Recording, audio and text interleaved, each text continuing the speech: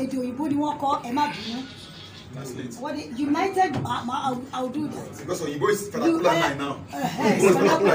United Yoruba Agitators.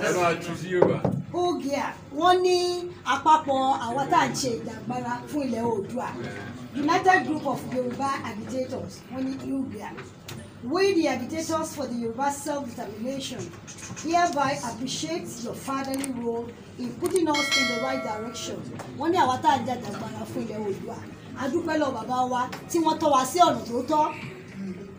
We also wish to notify your diamond position as the Moses of our generation that we have agreed among ourselves to come together under one umbrella without the constituent groups changing neither their names nor logo, but to embrace unity in diversity. Very good. Wọ́n ní gbogbo wa pátápátá, gbogbo ẹgbẹ́ ilẹ̀ Oòduà pátápátá, àtàwọn tó ẹ̀ṣẹ̀ máa join wípé inú wa ní láti wá bá bàbá wa, àwọn ni Mósè ìgbà tiwa, wípé a fẹ́ wà ní abẹ́ umbrella kan, ìyẹn ò bí ìpa fẹ́ dẹgbẹ́ wa rú o, wọn ní mú lógo ẹgbẹ́ wa wọn ní yọ kúrò, ṣùgbọ́n gbogbo wa máa wà ní abẹ́ umbrella kan. Ẹ ṣáà rí àwọn ọmọ Igbo, IPOB, umbrella kan yóò ṣe nìkan ẹgbẹ́ tó wà lábẹ́ ó lé ní 1000 pé irú ẹ̀ làánà fẹ́ ṣe àgbé wa bá bàbá wa. We have agreed to make our Baba the grand patron of the newly launched group, and we hope you will accept this, sir. Wọ́n ní ẹgbẹ́ tá a sọ yìí pé a fẹ́ fi bàbá wa ṣe bàbá ẹgbẹ́ pátápátá grand patron, pé inú wa dùn tí bàbá bá gbà á, bàbá wa ṣe ẹgbàá sà. Of course, no bad guy. Ẹ pàtẹ́wọ́ fún bàbá. Besides, in order to give all the constituent groups a sense of belonging, every group must have a representative among the committee. Wọ́n ní gbogbo àwọn ẹgbẹ́ tá wá kóra wá jọ ẹ̀ kí àwa náà lè mọ̀ pa wà ń bẹ̀ torí àìsí bẹ́ẹ̀ ni àbánidásí gbogbo wa la máa ní aṣojú kọ̀ọ̀kan nínú ìgbìmọ̀ ẹgbẹ́ tí wọ́n dá sílẹ̀ yìí. As agreed among the committees, we hereby request Baba to present to us a spokesman, as we do not always want to bother him, because we are aware that Baba needs to rest at the precious. Oh yes. Wọ́n ní bí ibi tá a bá kí ní ìdé gbogbo alamọ̀ wípé ibi tí bàbá dé ibi gẹ̀rẹ́jẹ nọ́mbà àgbà kí bàbá yan èèyàn kan fún wa tó máa ṣe bí agbẹnusọ wọn olùgbòòrò tí bàbá náà máa ṣe. Bàbá Professor Adéníran àwọn ní chairman pátápátá fún gbogbo ẹgbẹ́ ìlànà ní ilẹ̀ Yorùbá. Professor Adéníran nìyẹn bá wa kí bàbá wa. Baba was one of the first member of the House of Assembly, Western Region. Baba Adeniran. And he himself has been a commissioner in the government of Osun State, and he has been the director of the Institute of Cultural Studies. In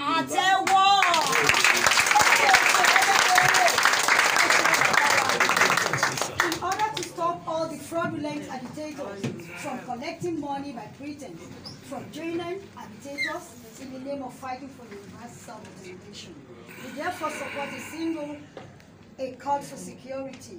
We are also in support of the Yoruba Trust Fund, which will form a financial model for our Yoruba nation, in which all sectors will be taken care of. Wọ́n ní kí a lè bá dá àwọn onímàdàrú, àwọn oníjẹgúdújẹrá tí wọ́n láwọn ṣe ẹgbẹ́ àwọn ṣe ìjàngbara tó yẹ pé àpò ara wọn náà ṣe ìjàngbara fún. Wọ́n ní ká lè bá gé wọn ní ìyẹ́ ni wọ́n ṣe dá ẹgbẹ́ sílẹ̀ tí wọ́n ní agbára mọ́ torí owó tí wọ́n ń gbà lọ́wọ́ èèyàn tí wọ́n parọ́ pé àwọn ṣe ìjàngbara pé àwọn ẹgbẹ́ wa yìí o àfọwọ́ sí àpò tí wọ́n ní kàn ṣe fún àwọn ilẹ̀ Oòduà Yorùbá Trust Fund níbi tí gbogbo àmọ́ máa fowó sí táwa fẹ́ fi ṣe nǹkan fún ilẹ̀ Oòduà. Wọ́n ní gbogbo àwọn ẹgbẹ́ táwa ń bì gbogbo àpáta ni àfọwọ́ sí. Furthermore, as we are good citizens of the Yoruba nation, we must act within the ambit of the law. We hereby wish you to introduce us the legal team in which we hope to constantly contact in the course of this agitation. Wọ́n ní gbogbo àwa ẹgbẹ́ ìyàwó ọmọ Oòduà àtàtà tá à ń jàjàgbara yìí pé a fẹ́ ṣe nǹkan ní abẹ́ òfin, a fẹ́ kí bàbá kan fún wa lẹ́yìn tó máa tọ́ wa sọ́nà ní abẹ́ òfin, amòfin tó máa tọ́ wa sí ọ̀nà ní abẹ́ òfin kí bàbá ṣe bẹ́ẹ̀ fún wa.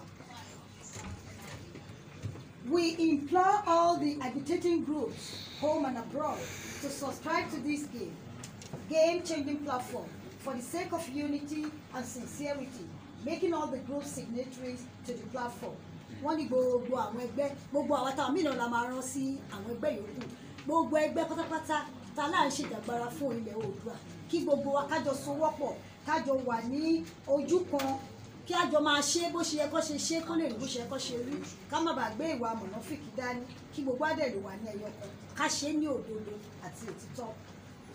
Conclusively, we therefore unanimously accept our numero uno, Professor Banji Akintoye, as the Asiwaju of Yoruba nation. Yes, sir.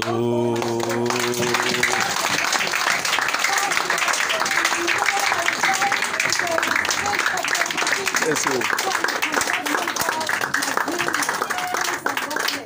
Wọ́n ní níparí ọ̀rọ̀ wa número uno ṣe mọ̀ tó ń pè bẹ́ẹ̀. Number one kò sí ẹlòmíì lẹ́yìn wọn kò tún sí wọn mọ̀. Lẹ́yìn wọn náà ni pé bàbá wa aṣíwájú wa àkọ́kọ́ wa ní gbogbo ilẹ̀ Oòduà àti nílùú òyìnbó a fi bàbá ṣe aṣíwájú gbogbo ilẹ̀ Yorùbá pátápátá. Wọ́n lè kó wa já nínú location 419. Bẹ́ẹ̀ ni o. Àwọn bàbá ìjọ ò la fẹ́ wé oyè, a gbọ́dọ̀ wé oyè fún bàbá wa. Bàbá is no more bàbá ẹ̀ náà. Aṣíwájú of Yorùbá. Yes. Asiwaju. Number one of the ones.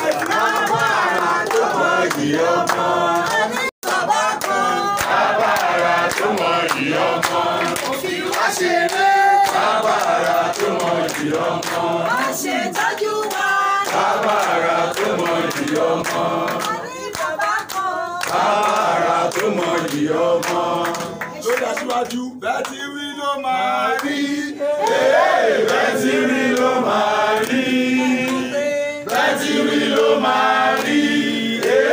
Bẹ́ẹ̀ tí wí ló máa rí. Èyí ẹ̀ wí yẹn. Àrọ̀ mọ́. Bẹ́ẹ̀ tí wí ló máa rí.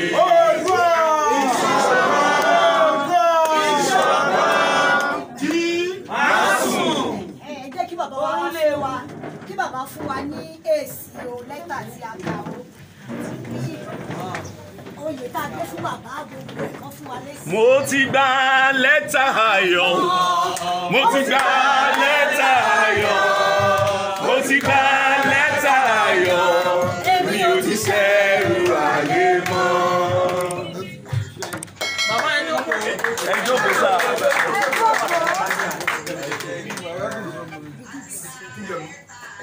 Àwọn aráàlú òyìnbó fà á sí gbá àwọn aráàlú òyìnbó kọlu fún bàbá o.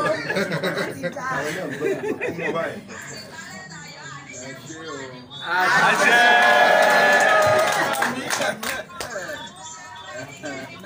Àṣẹ.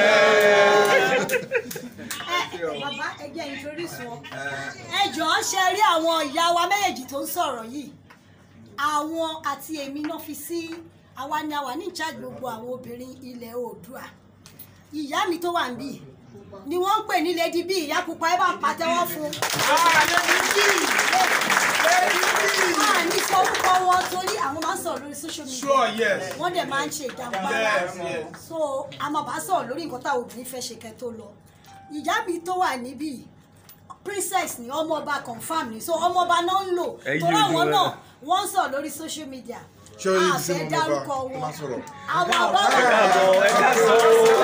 ọ̀sán làwà ọmọ ọba wà l'Amẹ́ríkà, so àwọn náà bá wa ṣe ìpàdé gbogbo àwọn èèyàn wa tó wà l'Amẹ́ríkà, àwọn ẹgbẹ́ wa náà ta ní gbogbo ẹgbẹ́ àwọn náà ti di ara ẹgbẹ́ yìí, so àjọ ń ṣèpàdé ni, so my sisters ìpàdé lọ. Ohun ẹni ohun ni.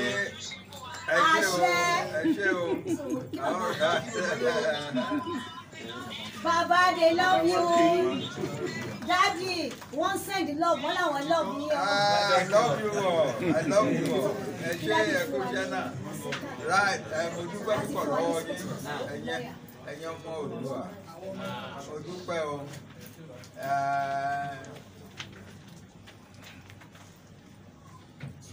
Ìjọ tí Ọlọ́run bá ní kó yẹni ló yẹni.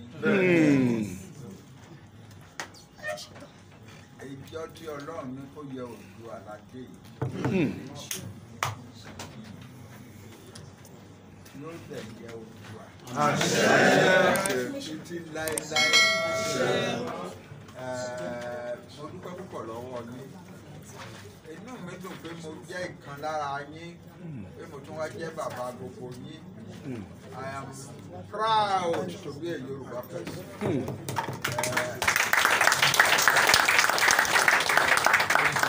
Iṣẹ́ tá a ní ṣe ó clear sí wa. Ìyẹn ò mí ìgbé difficulty ò sí lọ́nà o.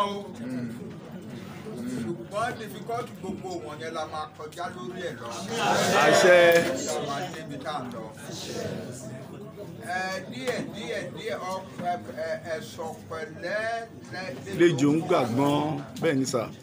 Ẹ̀sọ̀ pẹ̀lẹ́ lejò ń gbàgbọ́n. A ti mú díẹ̀.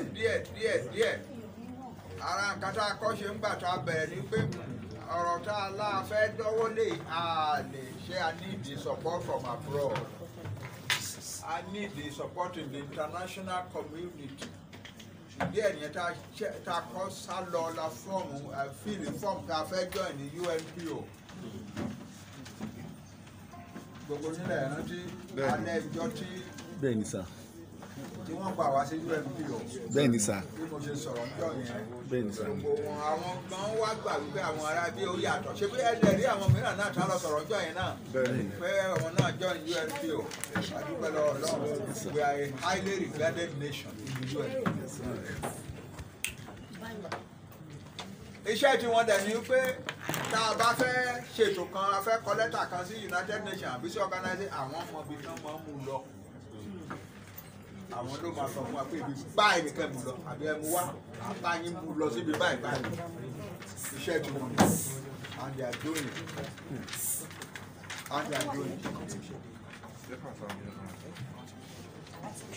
Lẹ́yìn yẹn, àwa ronú sí wípé àwa Yorùbá nìkan ká má máa nìkan ṣe wórówóró. Pé àwa là ń fẹ́ self-determination wa. Ẹ jẹ́ work with other people. So we have now created an alliance of the oppressed peoples of Nigeria. We call it Nigerian Indigenous Nationalities Alliance for Self-Determination. NINA. Ara nǹkan tí a wá ṣe tí àwa alliance yẹn wá ṣe Olúwa tóbi. Àwa face Nigerian state, the country called Nigeria. Our face here with a dispute, constitutional dispute. We call it constitutional force majeure. Constitutional dispute. We pay according to the laws of the international community. The United Nations passed a declaration in 2027. I mean 2007, which says that every nationality in the world, every ethnic group, no matter how small, has from God its own right of self-determination.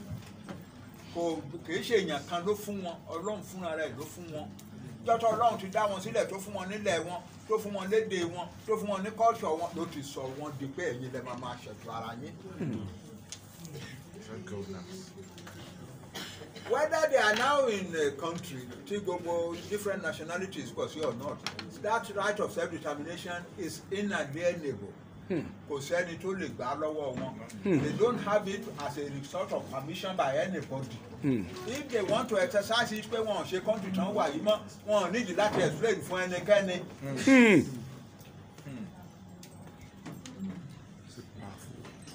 Wọn ò nídìí láti explain láti gba permission lọ́wọ́ ẹnikẹ́ni. Wọn ò nídìí láti explain fún ẹnikẹ́ni. Àwa Yorùbá nídìí láti explain fún federal government of Nigeria. Kò sí ká nídìí láti gba permission lọ́wọ́ wọn. It is our right as of right given by God and nobody can take it away from us. It is inalienable. Kò sẹ́ni tó lè gbà.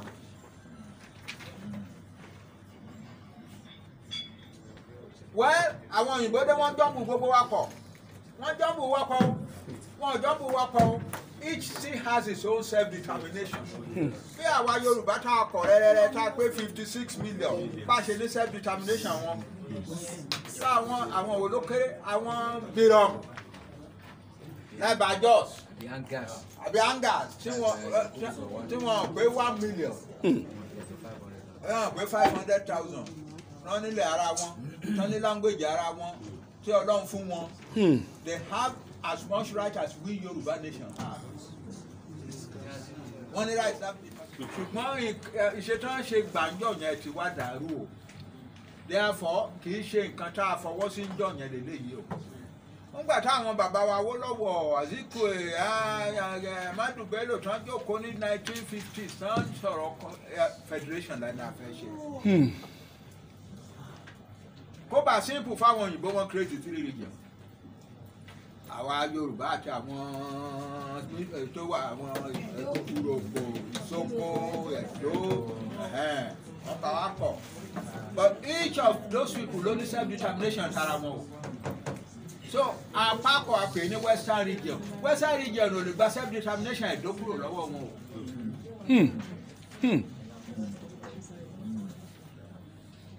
So a ṣe ti Western region, a ṣe Eastern region, a ṣe Northern region, and so on. Agreement àwa ṣe bẹ́ẹ̀ níjọ́ yẹn ni wípé we are going to be a federation in which all these people will have the right of self-determination. And so on the basis of that, wọ́n wá kó sovereignty wọn pọ̀, wọ́n kó the Western region, Gbogbo ẹ̀yin tẹ́ jẹ́ èrò Western region, Yorùbá, Ẹ̀dó, Ẹ̀jọ́, Yorùbá, Ìrògbò, Ìsoko, Ẹ̀ka, Ẹ̀ǹkankan, ètò yín nìyẹn. Ẹ̀yin tẹ́ jẹ́ middle belt, team, orúkọ kẹ́mọ́ṣà máa jẹ́ lọ́hùn. Àkótó yín papọ̀ gbogbo àti north papọ̀ àkópọ̀ tìyín nìyẹn ẹ̀yin tí east tìyín náà ni. Wọ́n wá ṣètò ńgbà yẹn pé on the basis of that sovereignty o each region ló ní constitution tara ẹ̀. Each region ló kọ constitution tara ẹ̀. Each region ní flag tara ẹ̀. Each region ní coat of arms here. Each region ní representative abroad tán pè ní high commissioner ní London. Our Western region. Ilé tán pè ní Nigeria embassy lẹ́nu our Western region lára. Our West that office chief high commissioner Western region ní London yẹn. Àwọn east ní tiwọn, àwọn north ní tiwọn. Then each region ló control its own resources.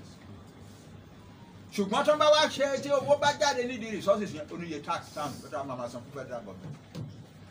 Àwọn region mẹ́ta yẹn ló wá decide pé nǹkan báyìí ní federal government lè ṣe mọ́ o. The following things: foreign relations, army, kìnìún kan, and so on and so forth. Ṣùgbọ́n gbogbo nǹkan yòókù àwa region lá ní nǹkan wa o. Therefore, the regions were powerful. For instance, Baba Awólọ́wọ̀ developed the Western region wọ́n tó yẹ pé within 2 or 3 years àti ń yá federal government lówó. Bẹ́ẹ̀ni. Agbọ́n má gbẹ.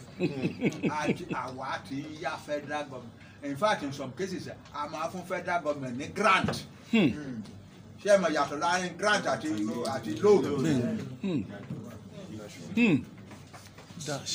That is it. And so we were able to develop at our own pace, in our own way. Free education sílẹ̀, kò sí region mìíràn tó lè dá sílẹ̀. Àwọn náà sò tẹ̀ fẹ́ dá sílẹ̀ náà. Àwọn yìí sì try wọn lè ṣe, wọ́n tètè yá gbẹ́jú mọ́. Ṣòro ṣòro. So bó ṣe jẹ́ nìyẹn, each people can develop in their own way. But now ẹ ti wá ṣe láti 1962 díẹ̀ láti gba independence díẹ̀ ẹ ti wá kó gbogbo power wọn yẹn ẹ ń kó lọ sí federal government ẹ ń kó lọ sí federal government ẹ ń kó lọ sí federal government ẹ ń kó lọ ó ti wá tán pátápátá today gbogbo powers tó wà ní Nàìjíríà, agriculture, education, port, army, police, everything is wọ́n pín sí 98 items, 98 headings.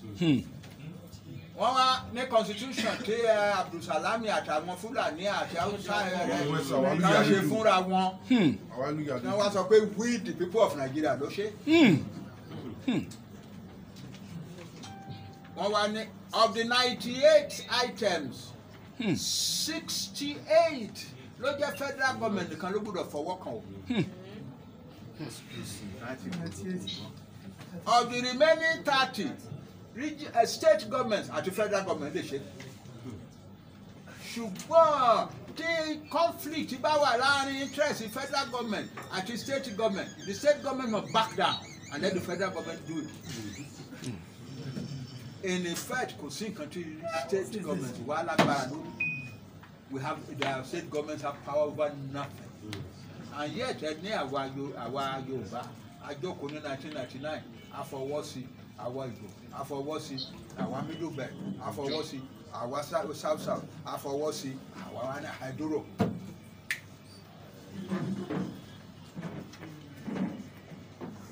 Ẹ gbọ́, ẹni ní 1999, àwa wọ̀nyí, àwa Yorùbá Ìgbò kankan wọ̀nyí, àfọwọ́sí pé a kó gbogbo ilẹ̀ wa kó fún Nàìjíríà. Irọ́ ni o. Sáyìn kankan bẹ́ẹ̀ wá àmọ̀ gbàtẹ́jẹ constitution yìí o. Ẹni a kó gbogbo àwọn èèyàn wa subject to the authority of Nigeria. Irọ́ ni o. Ní 1999, bá yín ṣe irú constitution yẹn o. It is a lie o. Ẹni gbogbo resources tó wà nílẹ̀ wa a kó fún Nàìjíríà ní 1999. Irọ́ ni o. Kó gbogbo resources wa fún Nàìjíríà o. Ẹ̀rọ àti kó gbogbo sovereignty wa àwọn nationalities bíi 700 pé àti kó fún Nàìjíríà. Irọ́ lẹ pamọ́ wa o. Kò síbi tá a jókòó sí tá a bá yín sọ o. Therefore, see, it is a lie pé a wà ní under this constitution. Therefore, ẹ jẹ́ ká jókòó ká jọ rò ó. Àwa ò kì í ṣe àdàlúrú o. A fẹ́ kí rògbòdìyàn bẹ́ sílẹ̀ o. Ṣùgbọ́n àwa fàyè sílẹ̀. Therefore, àwa fàyè sílẹ̀ wípé a fún federal government Nàìjíríà ní 90 days kó jẹ́ ká jọ jókòó ká jọ sọ̀rọ̀ kìíní. Ibi tá a bá máa parí lọ́pọ̀ ẹ̀fẹ̀tọ̀ ẹ̀ sí.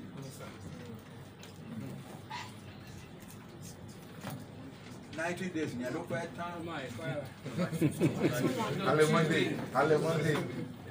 Monday ló fi 90 years. Tó bá tán tí federal government ò ṣètò wípé káwá jẹ sọ̀rọ̀ bá a ṣe bẹ̀rẹ̀ wọn pé kájọ adẹ̀ ti gbé fún United Nations o. Adẹ̀ ti gbé fún other governments in the world o.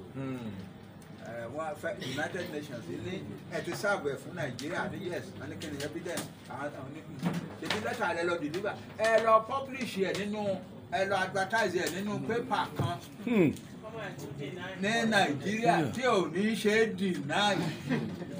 Kọ́mọ̀ bá sọ́nà sí. Àwa sá padà sílé àlọ́wọ́wọ́ olówó gbogbo yá 2 million. La lọ san fún paper kan kó jọ kó bá wa advertise ẹ̀ wọ́n advertise ẹ̀ o.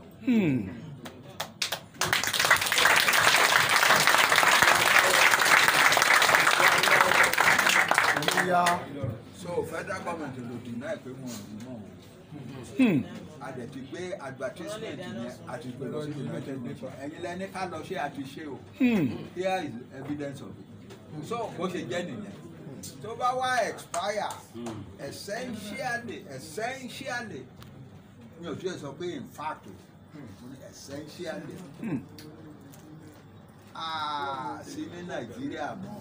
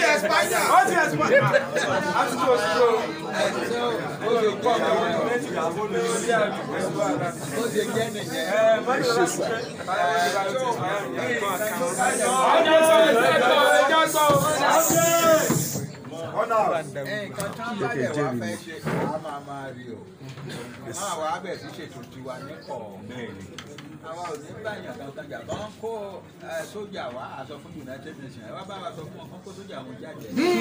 Guess close. Guess close.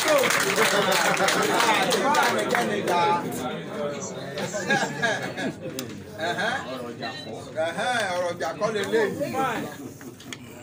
Àwọn tó jù wọ́n lọ. A ní ìdí láti wá organize.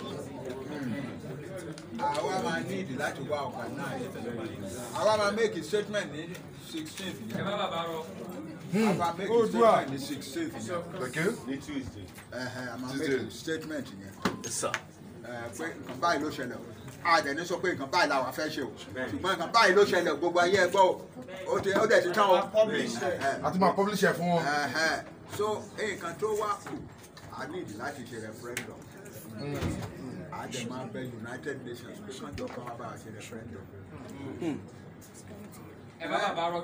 Bírò eléyìí tán bá wọn ṣe ní Sudan. Ní àwọn Cameroon ṣerú eléyìí tá a fẹ́ ṣe yìí.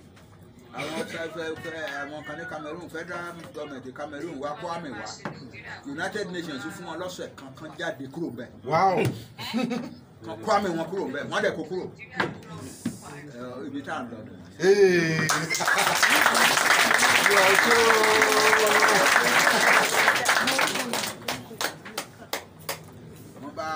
Wọ́n bá Southern Sudan ṣe referendum.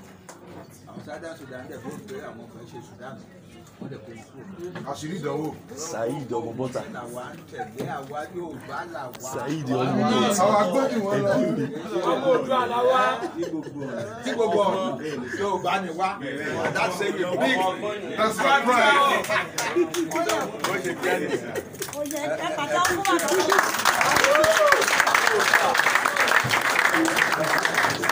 Ó wá kò pé ká máa sọ fáwọn èèyàn wa. Ibi tá à ń lọ nìyí ẹ jẹ́ kí n wá sọ àwọn kan máa pè pàdé oríṣiríṣi o wọ́n tiẹ̀ ti ń pè ọmọ ọba pé àwọn fẹ́ ṣe grand alliance àbí grand Yorùbá àwa ò gbúdọ̀ bẹnu ẹ̀ lu ẹnikẹ́ni tó bá ní ẹ jẹ́ kí Yorùbá kóra jọ. Àwa ò ní bu ẹnu ẹ̀ tẹ́lẹ̀. Kábíyèsí sà. Wọ́n ti wá deliver letter fún mi àti invitation bíi 5-6. Mo máa pín ọjọ́ Wednesday kan ní inú 17 bẹ́ẹ̀ ni. 17 kankan wá ṣe ìpàdé wọn.